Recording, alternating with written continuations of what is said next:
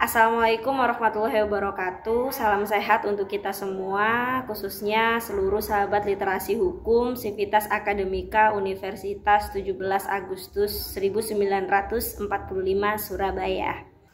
Masih segar dalam ingatan seluruh masyarakat Indonesia putusan Mahkamah Konstitusi nomor 90 garing PUU 21 Romawi 2021 tentang persyaratan batas usia calon presiden dan juga wakil presiden, yang kemudian memicu trauma publik terhadap adanya politisasi yudisial pada Pilpres 2024.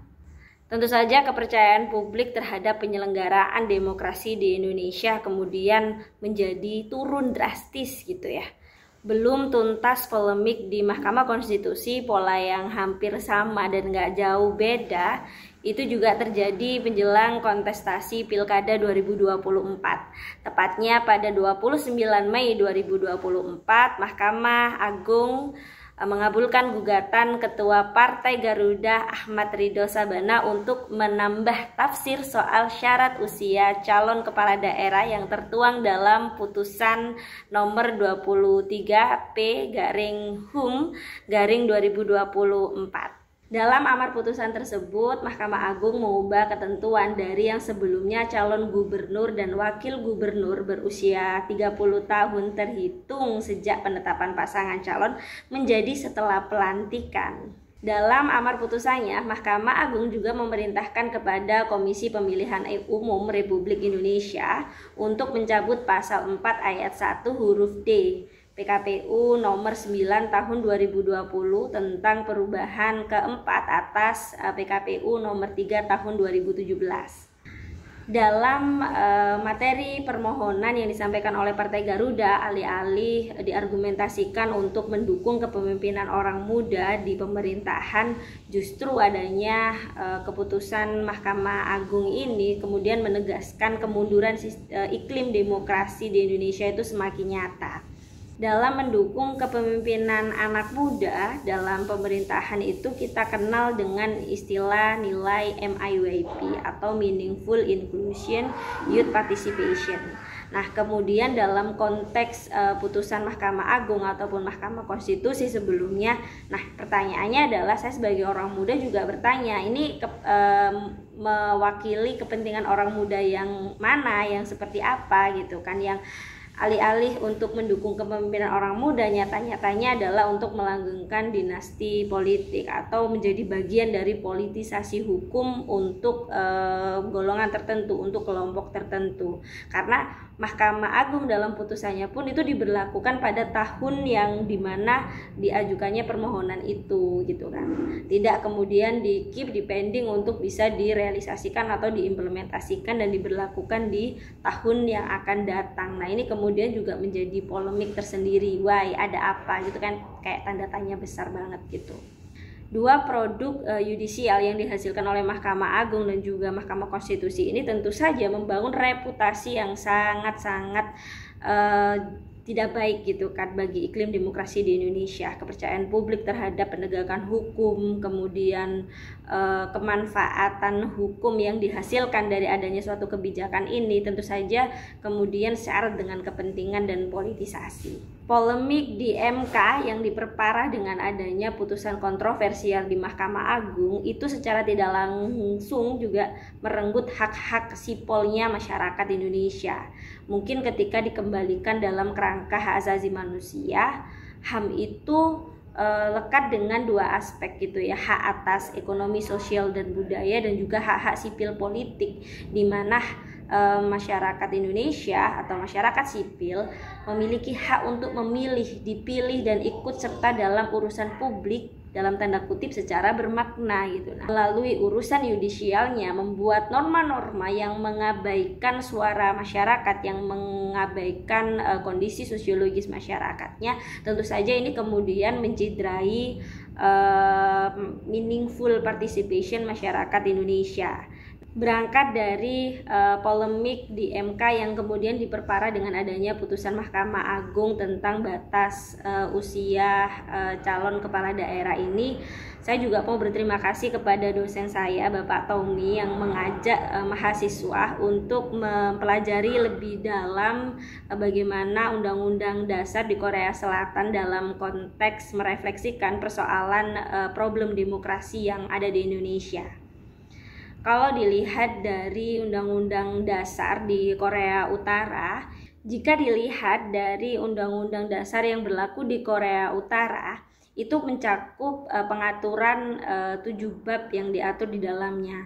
Yang pertama adalah soal politik, di mana di situ sangat represif sekali ya terkait penangkapan, penahanan, juga konteks memaknai hukuman mati di negaranya. Kemudian aturan yang kedua adalah tentang perekonomian, yang ketiga tentang kebudayaan, bagaimana negara itu sangat mengontrol media dan juga informasi apapun yang masuk ke negaranya gitu, termasuk mungkin pers itu dijadikan sebagai alat propaganda.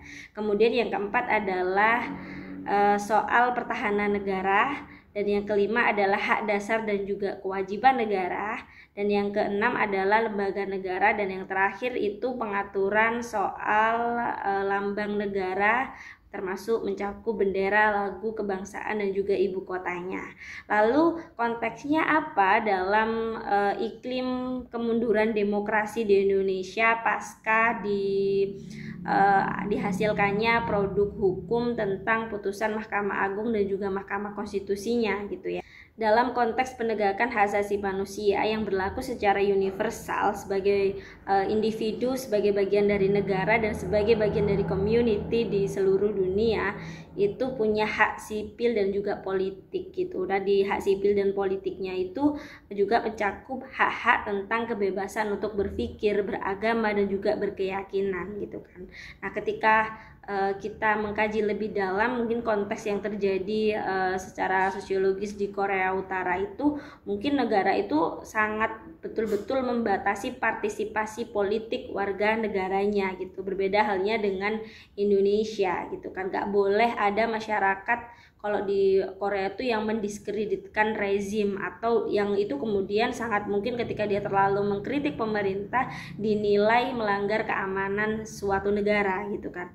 Nah, tapi yang terjadi di Indonesia ketika dihasilkan 2 produk yudisial itu, kemudian ini menjadi satu ingatan publik atau trauma publik yang menganggap bahwasanya ideologi politik ataupun struktur pemerintahan itu dikerahkan, itu kemudian juga menciderai prinsip-prinsip yang mendasari adanya Pancasila ini gitu kan. Jangan sampai Indonesia itu seperti Korea Utara, di mana di situ sentralisasinya itu sangat kuat banget. Sehingga tidak heran ketika akuntabilitas dalam penegakan hukum itu disetir gitu ya, atau dinahkodai oleh kepentingan elit oligarki. Ini kemudian menjadikan kita sebagai bagian dari stakeholder dalam kehidupan bernegara itu kemudian berpikir putusan Mahkamah Konstitusi ya dibuat untuk kakaknya, kemudian Mahkamah Agung dibuat,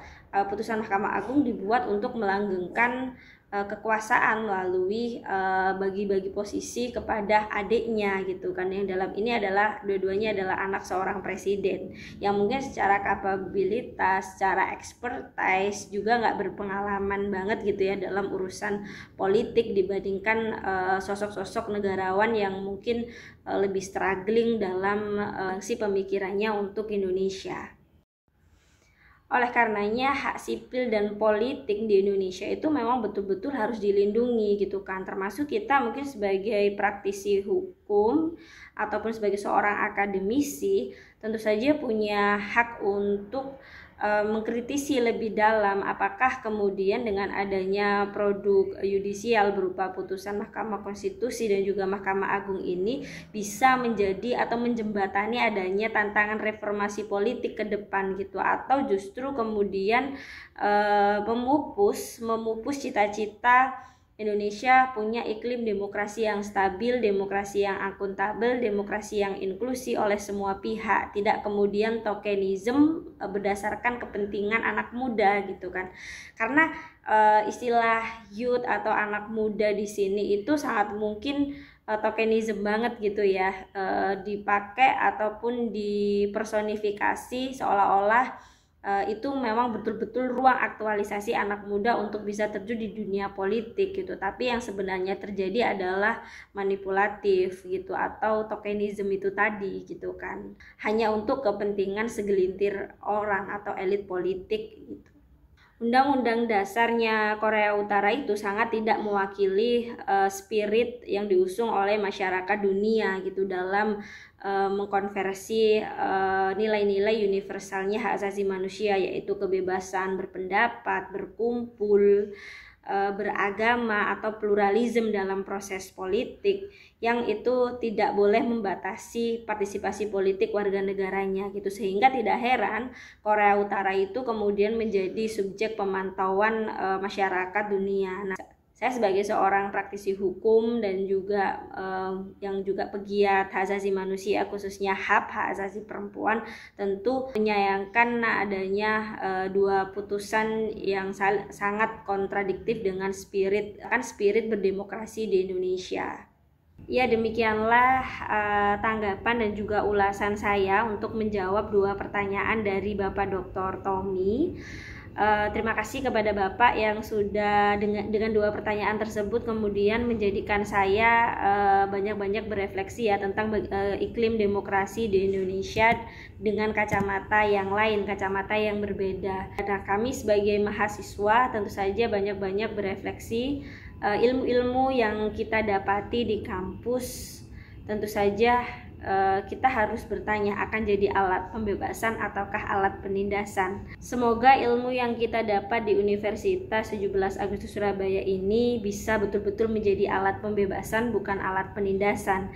Dan sebisa mungkin melalui ilmu yang didapatkan di bangku perkuliahan itu membuat kita itu semakin adil sejak dalam pikiran, apalagi dalam perbuatan. Terima kasih dari saya, Ana Abdillah. Mohon maaf apabila ada salah-salah kata. Semata-mata ini adalah untuk kepentingan akademis gitu ya argumentasinya. Wassalamualaikum warahmatullahi wabarakatuh. Terima kasih. Salam sehat untuk sahabat literasi dan seluruh sivitas akademika di Universitas 17 Agustus Surabaya.